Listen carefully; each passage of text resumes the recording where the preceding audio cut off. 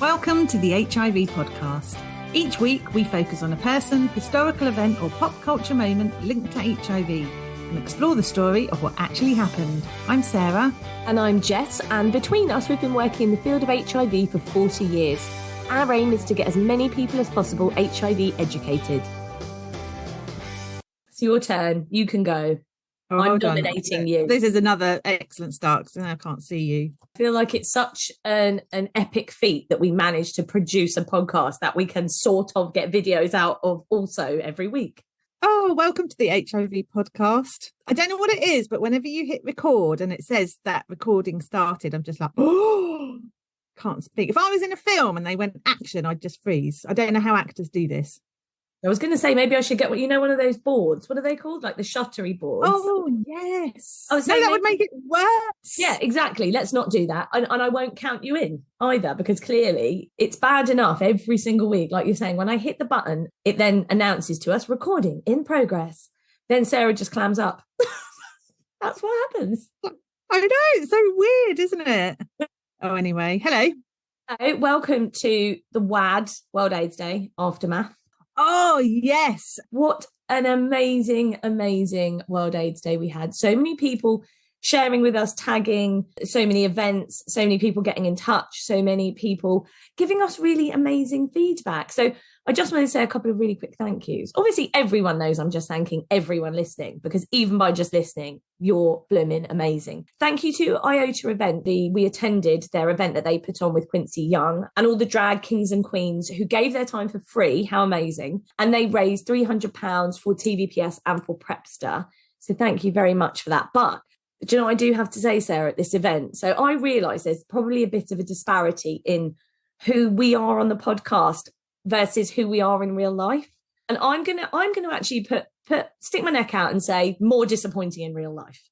Better on the podcast, more disappointing in real life. Yeah. Okay. You just meet. So we're attending this event. And when we go in, it's really lovely, actually. The podcast is playing on the loudspeakers. So I'm like, oh, wow, okay. And then the event begins. And this is actually, Sarah will know, my worst nightmare. They announce that TVPS, who obviously I work for, are going to be making a speech, and then they just introduce me to the stage. And I have no idea that I'm supposed to be making a speech. I hate public. Well, I don't hate public speaking. I'm so shy. I find it really, really difficult. And that's why I wanted to bring it up, because I felt like the disparity, they just had it playing that you and I call our vaginas Audrey and, Velma. And then they invite me to the stage and I'm there like a tiny mouse going, oh, I don't really like public speaking. It was not good. Obviously, I'd be better if I was prepared, but I'd still be extremely shy. So I just think it's quite funny that when you and I are chatting, recording this podcast, it's just the two of us. So I've known you for 14 years. It's really relaxed. Whereas suddenly in a room full of people, it must be quite odd to go, hang on, wasn't she just chatting about penises and catsick? And now she can't even string a sentence together. What is happening? Oh, well done, you. It's not easy to make a speech, unprepared speech in public. So good work. I know. I did manage to get some Department of Health facts out there, and I did thank everyone. So I feel like they were the most important things to do. Thanking at number one. Yeah, so that was bananas. But yeah, thank you very much to IOTA Events. And I am sorry, if you ever invite me to make a speech again, if I know, I will be prepared. I promise. And also another little thank you to Natasha Sainsbury. I know that you saw the amazing feedback that she sent us, her message. Please don't fall off your bike. She nearly fell off her bike when we were talking about orifices because she was laughing. So I hope you're not going to fall off your bike today. But we just wanted to say hello and thank you for listening and thank you for being with us in our little community. Oh, I like this. Just hair dried you in the face. Just so much talking, just like me. Oh my goodness. Any more? Or are we done? No, that's it. What else? Oh, I went to a wedding this weekend where I continued spreading the U equals U message. So the person sat next to me at the wedding breakfast, which by the way, Ben thought was an actual breakfast. And yeah, the poor person sat next to me. I was like, so U equals U, do you know what that is? And then they didn't. So another person educated, but because we've had so many people saying, oh, that can't be real. I was like, but do you really understand what it is? But seriously, like you say it back to me. Do you get it?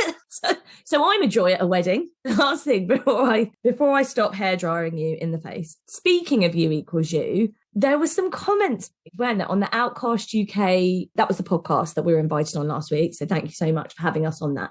And both Sarah and I had talked about HIV transmission and U equals U and the legalities around that and how it works and the fact that you don't have to disclose to your partners if you're undetectable.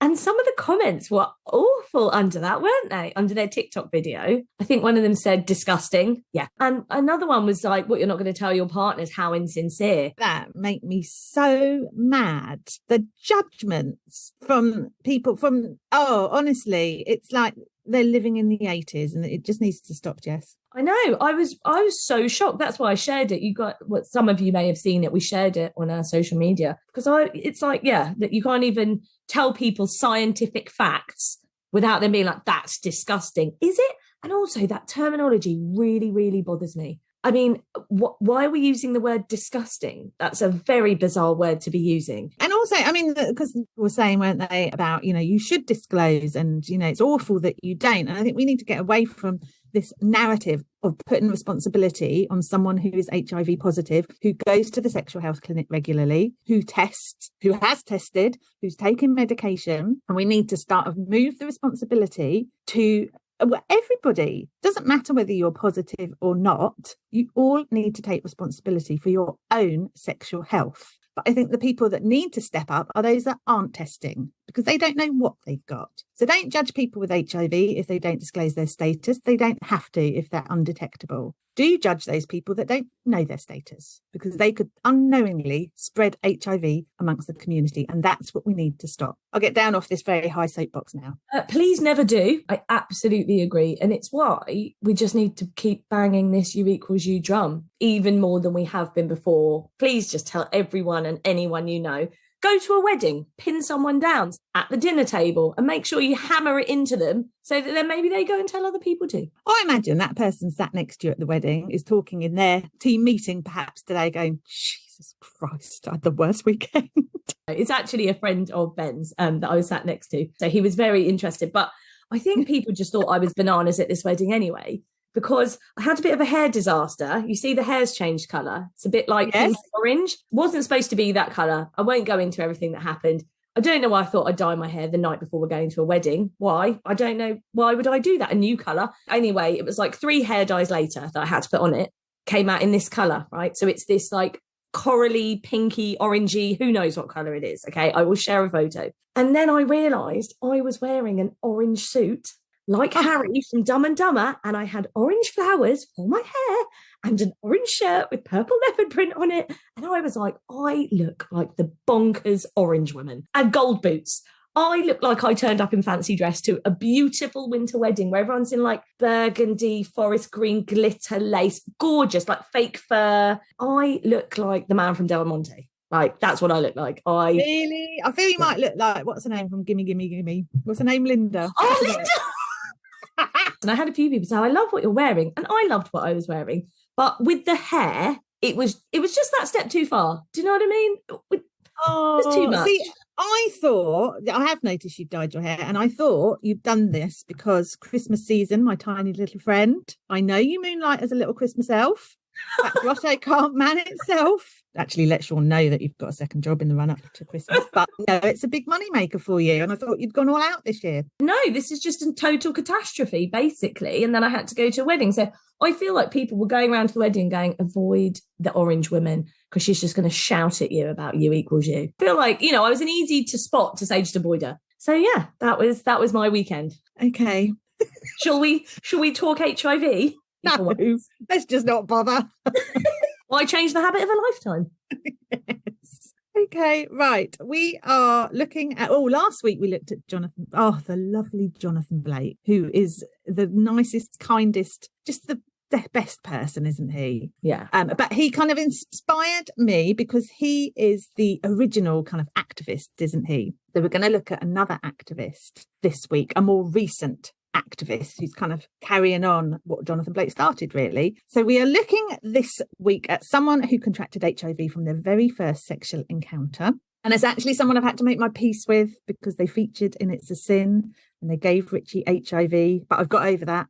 We are understanding what acting is in fiction, Sarah, right? So Yeah, once I realised that it wasn't like real, I got over it. But this week we're looking at Nathaniel Hall. So as I said, a modern day HIV activist, very open about his diagnosis, but he is well aware of the stigma. And for a long time, he kept his diagnosis a secret. When he decided the time was right to be open, he did it in the best way he knew. He's an actor, so it was only fitting that he used the stage, not only to be open about his status, but to educate about HIV. Now, we featured the lovely Stephen Hart a while back, who wrote and performed a play about his diagnosis. So he's not the first person to use the stage in this way. And in order to find out more about Nathaniel, he's written a book called First Time, same title actually as the play. And it's good. I liked it. It's got lots of information in there about HIV and different terminology. It's also got the manuscript from the play. So we've not seen the play. No. But we can read about or learn about what the play was about. Do you have the book there? I see your eyes looking down as you're talking. I want you to give me a little, come on, let's do a little advert for it. Oh, look, I've got a makeshift bookmark in it. Okay, perfect. Right, hold it up a little bit higher for me because I can use that as a perfect. Sorry, I just did a big old thumbs up so that we can use it as an image for our social media. Oh, look at him. It's a good looking fellow, isn't he? You know what as well? He doesn't ever mess his hair up. So I bought some blue hair dye and Ben said, please, can we not dye your hair blue before a wedding? Now, I see where he was going, and it's not because he's controlling. He was just like, your hair tends to go a bit wrong. And I mean, he wasn't wrong, but it was just in the wrong direction that happened. But anyway, the reason I bought the blue dye is because I was inspired by Nathaniel Hall's hair. I don't know if you saw it where he went like merman green. Yes. And it was like, his hair always looks so good. I know that's not what we're talking about, but who is dyeing your hair? Tell me, because mine is just a mess all the time. And that's what we're going to talk about this week, his hair dye. Going to talk about his play and his book. And the play was life-changing for him, by the way, because he was spotted by Russell T Davies for It's a Sin. That's how he got cast for It's a Sin? Yeah. Oh, wow. Okay, so in the book, Nathaniel says he contracted HIV at 16, and it was the stigma and shame, not the virus, that led him to breaking point, because he felt staying silent about his diagnosis only confirmed to others that it was something to be ashamed of. That makes sense. But he says it took him over a decade to get to that point. That in 2017, that's when it happened. So for those 14 years, he thought he'd been living his best life, doing what every young person does, going out partying, having fun. But he realizes actually all he's doing is trying to mask the pain of his diagnosis. Kind of in denial, I would say. Sometimes people put that pressure on themselves. It's like, right, I've been diagnosed. Okay, here we go. Let's go. I'm going to get over it. And we often see people coming to us and wanting to access support. It's not when they've been first diagnosed. It tends to be maybe 3 months, 6 months, a year. It takes time to go through your own stuff to then get to a point where you're like, I'm ready to start processing this. And that's absolutely fine. Like, we get that.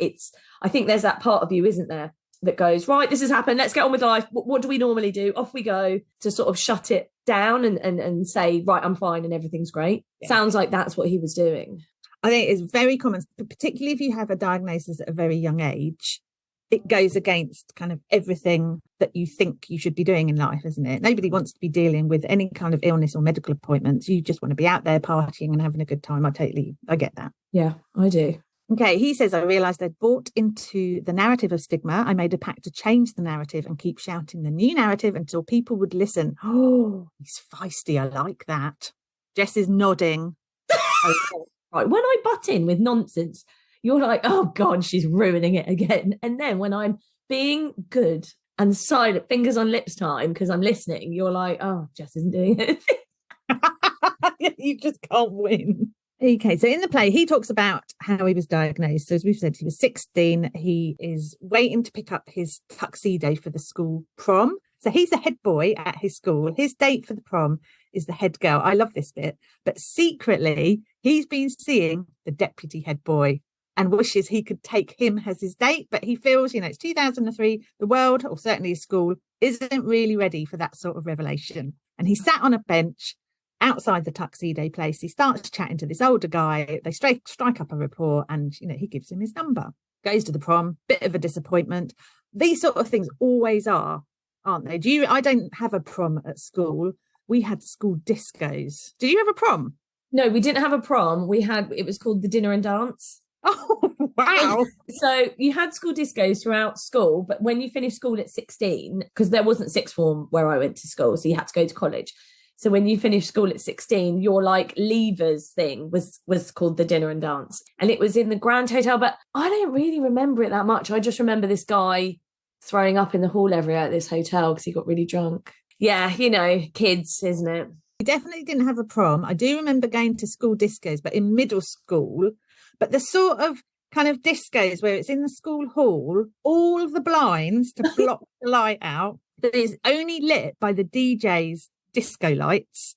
And if anyone stands in front of them, that blocks the lights for everyone. So effectively, everyone's just standing in the dark. And then when you go back out into the corridor, it's so bright that your eyeballs are burned. That's what I remember. I remember that too. And the curtains were enormous, right? They always went like to the ceiling, which was so high. It was insanity. But I think they were ruined for us because, you know, when you watch like teen dramas or like Dawson's Creek or something, and you expect there to be some sort of like romantic speech or something dramatic or I don't know. And just nothing really ever happened. You know, you'd wait for a slow dance at the end. Maybe dance with someone you didn't really want to dance with, but you know, you wouldn't want to hurt their feelings. And then you'd go home and like you said, it would be like, oh, it's an hour of my life gone.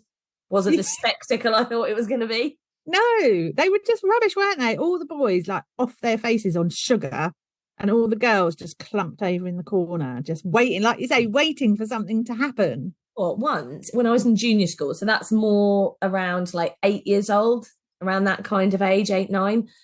There was a Halloween disco. You just brought this memory back for me because I'm kind of proud of myself. So it was a Halloween, so everyone was getting dressed up. Actually, we must have been around 11 because we were getting ready to go to secondary school. And I remember going to it and I really wanted to go as Dracula. So like I got my mum, she made me, because she's really good at sewing, this like cape with like this head thing and I had the teeth and blood and I wanted my face to be white and my hair was slicked back. And I literally remember everyone thought this, even my friends, and they were all like, why have you come dressed like that? And it was just at that stage when everyone was trying to kind of do like cute, fancy dress. Do you know what I mean? Rather than say they'd go as like, not sexy because you're too young for that, but pretty fancy dress, you know, or the boys are like trying to be handsome.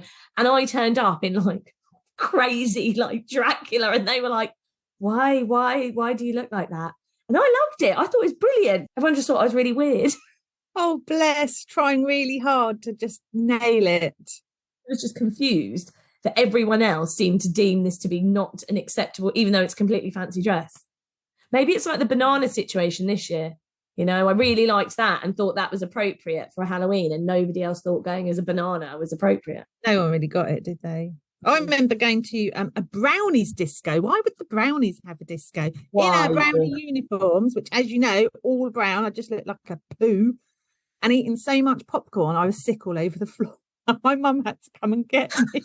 Oh, what? Is that what you did at 8 until you were sick? There's nothing else to do. Who wants to hang out with a load of brownies? I hated the brownies. Oh.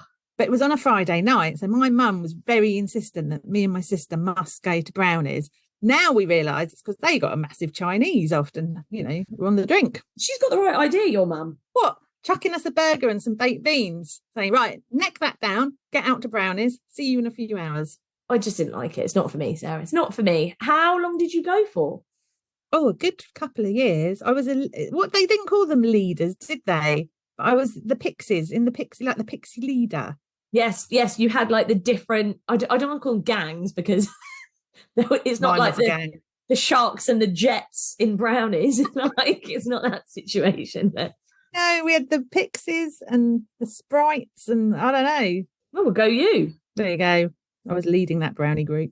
Right, anyway, back to Nathaniel. He doesn't want to hear about our brownie experiences. So he is dancing with the head girl. He sees his future life kind of flash before him, you know, marriage, kids, and he knows he doesn't want any of that. So that's a bit of a life-changing moment for him. When the prom ends, his phone goes with a text, and it's Sam, the guy he met on the bench, and that is the start of a whirlwind romance of the summer. And his first time.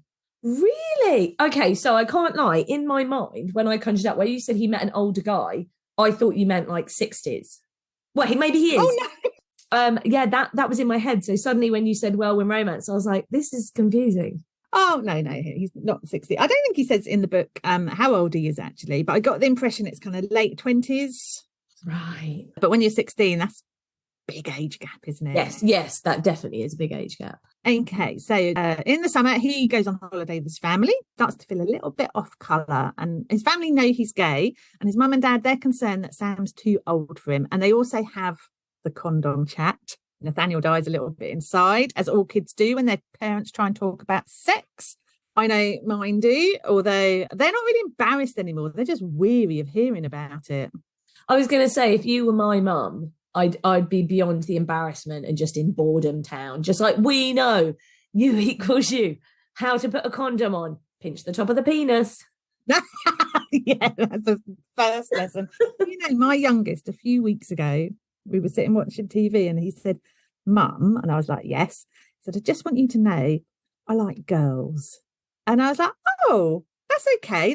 That's fine. And he's the first child in the history of forever that's had to tell me that it's heterosexual. Oh, he came out in theory, right? But it's because I'm always saying when you meet someone, boy or girl, doesn't really matter. Okay, he just wanted to let you know that this is what he's feeling at the moment. It's almost like a lovely way of looking at the world, isn't it? Like, well, everyone is going to come out, because how would we know what anyone likes? You know, I like that. We should all do it. We should. That's very true, actually, isn't it? Yes. Right, we'll start this. You've got a list as long as your arm of stuff to do to get viral. We'll get your elf duties out of the way, and then busy time of year for me. Busy time of year. Anyway, Nathaniel, he thinks about what his mum said. Mums are good at doing this, aren't they? Planting the seed. But he agrees. He said, yeah, actually, Sam probably is too old for me. After the holiday, he visits a sexual health clinic. This is in November 2003. And his health is deteriorating. He's got a cough, got some STI symptoms. The results come back, say, yes, got STIs. He declines an HIV test, but the doctor insists. And when he gets the result, it's positive. Do we know who he was with when he received those results? No, there's a scene in the play where he's told his status. It sounds really powerful because it's not said out loud. So it's depicted by a balloon being popped, loud ringing music, lighting, exactly like when you're told something that you don't want to hear and you go into shock. You know, when you get that kind of rushing in your ears, it's that kind of thing. And there's a whole jumble of thoughts in your mind. That's kind of how it's shown on stage. And in the aftermath of his diagnosis, he tries so many times to tell his mum and dad, but he just can't. And on stage, he reads out a list. I won't read it all here, but he reads out a list of everything that's happened kind of after his diagnosis. Things like going to uni, getting his first proper boyfriend, making himself sick as a punishment for having HIV. It goes, blaming himself, not blaming Sam. On that list, actually, it's 9 times. It's like, trying to tell my mum and dad. The next scene, he's started taking HIV meds. So for the first 5 years after his diagnosis, he didn't need them. So this is back in the days when they waited for your CD4 count to drop. Nowadays, you just go straight onto meds. But that is always a big milestone, isn't it, for everyone?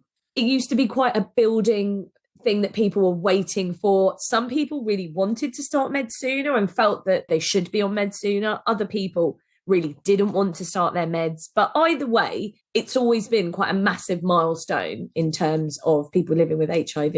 Oh, yeah, that must have been a big one for him. Yes. And he does struggle, not with taking the meds, but I think it's that daily reminder, isn't it, that you've got HIV. So he's using recreational drugs as well, help him cope with his diagnosis. And then he talks about the George House Trust, who he turns to for support. And they support him to write a letter to his 16-year-old self to process what's happened to him. That is a clever move, isn't it? What an amazing idea. I know. And he starts going to schools and staff training days with the George House Trust to educate about HIV. And he reads them his letter. And he's shocked about their lack of knowledge around HIV. And he's like, okay, I see what I've got to do here. I've got to educate. I've got to destigmatize. I've got to empower people. And it's in this part of the play that he educates the audience by asking them questions. And I've only included one. He includes quite a few examples, but I just think it's genius. So he's obviously on the stage and he holds up a card that says sex with Jan in accounts. And then he holds up another card which says sex with Dirty Bareback Sex Pig 1986. And he says to them, who are you more likely to get HIV from? Enormous eyes. I'm not asking you. I'm not putting you on the spot. So the audience choose, and I think most people would go, well, Jan in accounts. She's a safe bet, isn't she? But he says, Jan's never had an STI test because Jan knows people who work in accounts don't get HIV. So she could have anything. Dirty bareback sex pig. He doesn't use condoms, tell by the title. What you don't know is that he's taking PrEP and he couldn't get on the NHS trial, so he bought it privately. It's such a cool example because it's like, oh, of course. Dirty bareback sex pig is taking full responsibility for his sexual health. He doesn't like to use condoms, so he's buying PrEP. Whereas Jan, well, who knows where she's been. Yeah, and that's challenging the stereotypes, isn't it, of what people think in such a clever way. Yeah, and really making the audience think. And he does this for other scenarios, about being undetectable, about getting tested. And, the emphasis on don't make assumptions. And going into schools is making him more confident and he is feeling much braver until one day during a Q&A session, someone asks, well, wasn't it your fault that you caught HIV? And that, and it's him way back, as it would do. Of course it would. And he's to relive, the moment when he contracted, and he realizes, and this is through a bit of a drug-induced haze, that it's not his fault. Well, Sam took advantage of the situation, really, because Sam was older. And so Nathaniel doesn't know whether Sam even knew his own status. So he's kind of understanding that, it takes two people. You can't lay all the responsibility on your own shoulders. Yes, that's it. Like you're saying, that there has to be a responsibility, to both parties, but to be able to come to that realization, I think, and be able to say, this isn't my fault. Because it's so easy to blame yourself for things, isn't it? So easy to be so mean to ourselves and say, you should have done this, you should have done that. I know, I think we've seen both scenarios, haven't we, at the drop-in centre? So we've seen people who blame themselves. It's their own fault they've got this diagnosis and they have to live with the consequences. But we've also seen people who've blamed the other person. And that can be just as kind of destructive, really, and it can eat away at you. And really, it's like, let's not focus on blame at all, because it's not going to help anybody. Let's just focus on your quality of life and how you move forward. Absolutely. So at our drop-in, at our support service, we never ask anyone how they contracted. None of our business, none of anyone's business. Absolutely not. If someone wants to share that, that's fine. Of course, we're happy to talk and listen, but we never ask because it's irrelevant. And it's actually irrelevant to moving forward. It's easy to get stuck on focusing on that. And I think there's even the third scenario, Sarah, where we have the two that you've said, but then also we have people that don't know where they contracted from, but are so unbelievably focused, and that becomes the everything. And it's like, but you're not able to move forward beyond this because you're so focused on who it could have been, and I must find that reason. And it's like, well, we're probably not going to be able to. So there has to be that point where we move forward and we move on. Absolutely. And he does move on. So next we're on to Manchester Pride. He's at the vigil, and the plan is that he's going to read out a poem he's written, but he is almost overcome by survivor's guilt, I think. That realisation that so many people have died from HIV, but not you. Again, we see this a lot, don't we?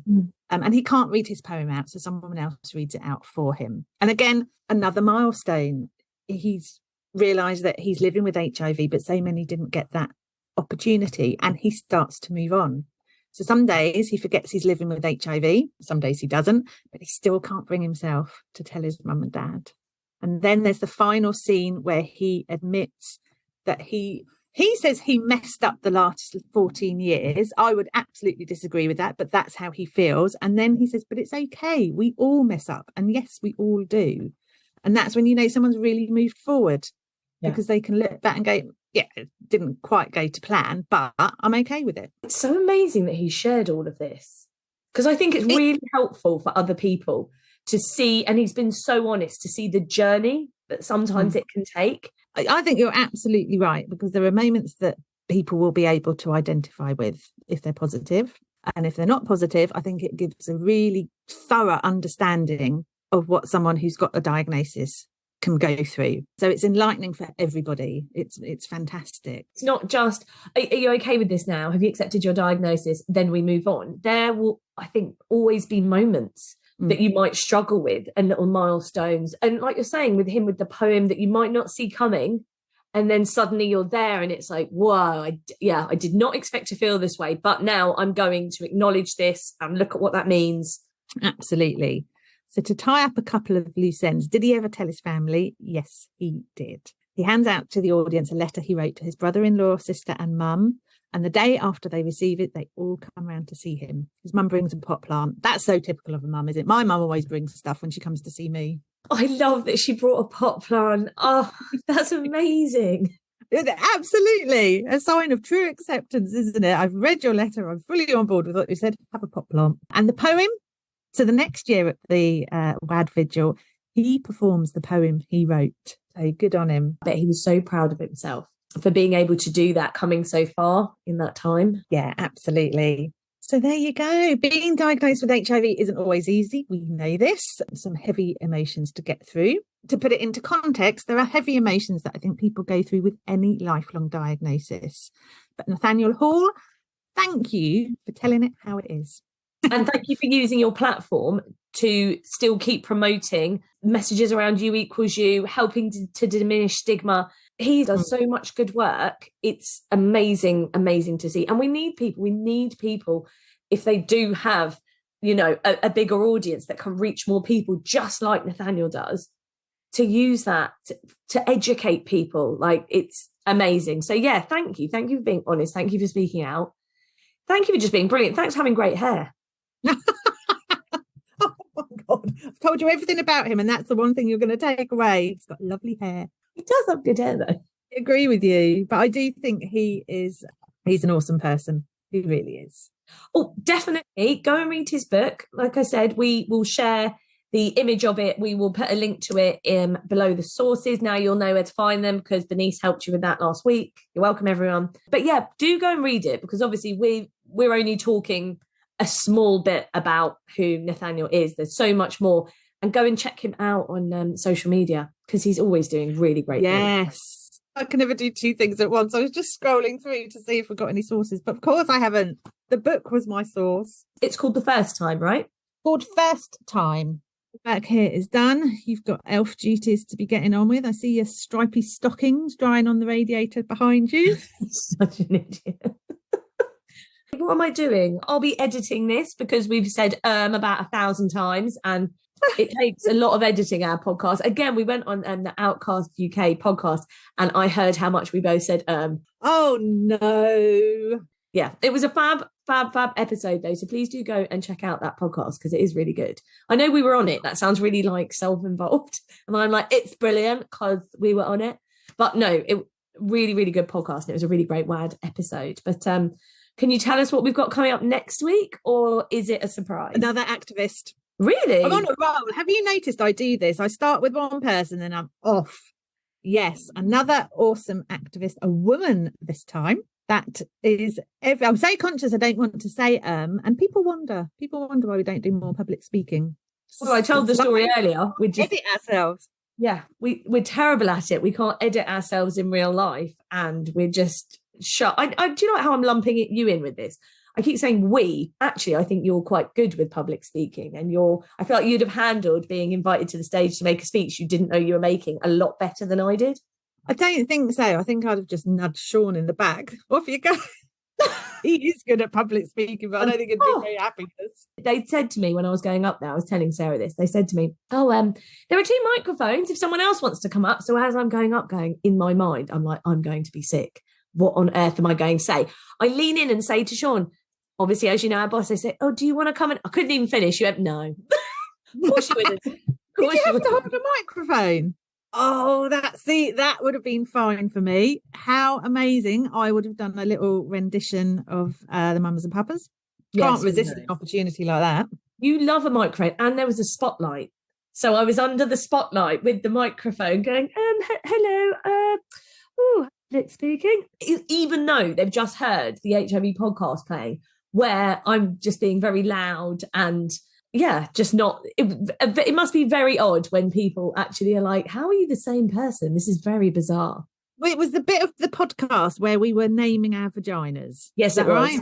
Yes, it was. And can everyone just please remember that I was with Sean, our boss, and then the bit of the podcast where I went, You say, "Oh, are you calling Sean a bell end?" And I say, "Just to be clear, no one's calling you a penis, Sean." And we just stood right there looking at each other. And I'm like, well, this is awkward, isn't it? Oh, no, it's a good job you've got them. Our words, do we? We're just away. Oh, I feel me and you. That's the end for us now. I mean, at least you've got a backup job. I haven't got anything, Jess. Just seasonal, though. What will I do the rest of the year? Maybe we should start promoting Easter elves. Easter elf sounds perfect. No, don't worry. It's fine. Remember, we were going to start Audrey and Velma's views on the world. Yes, that's what we'll do. Our vaginas will lead the way. Vagina chat. Yeah, that's what we're going to do. Vag chat. We should call it Nobody Steal Our Brilliant Idea, please. Oh, no, definitely don't. I mean, maybe we should just do it anyway. I'm really hoping that Nathaniel's turned off by this point. Sarah's face is a picture when she realises. This is it now. Yeah, sorry. And yeah, if you have made it this far, I was going to say it's not always this much of a shambles, but that's not true, is it? It's always like this. We just can't seem to get a grip on, is it professionality? Is that an actual word? Oh my Professionalism. God. Yes. Just as much as Nextly is, Sarah. Professionality. Oh my God. End it here. Did you want to talk about the beautiful Word document that you made me? Well, do you know what? I am going to, because Nathaniel Hall won't be listening anymore because it's car crash of a podcast this week. But what I would like to point out is that he follows us on Instagram and he liked the post that you'd put up with my Word document, thoughtfully curated with images from the podcast. Didn't like any other posts. So I think he's a big fan of my work. Yeah, I mean, I wasn't, though. I'm not going to lie to you. Normally, I'd be really polite. And I mean, I appreciate your effort. So the effort I appreciate. But the Word document situation, I was a bit unhappy with. Right. Well, you're going to be very disappointed with your Christmas card then. Thanks for listening to the HIV podcast. If you enjoyed our podcast, please like, rate and subscribe wherever you listen to your podcasts. You can now also follow us on Instagram and TikTok at the HIV podcast for behind the scenes insights and videos.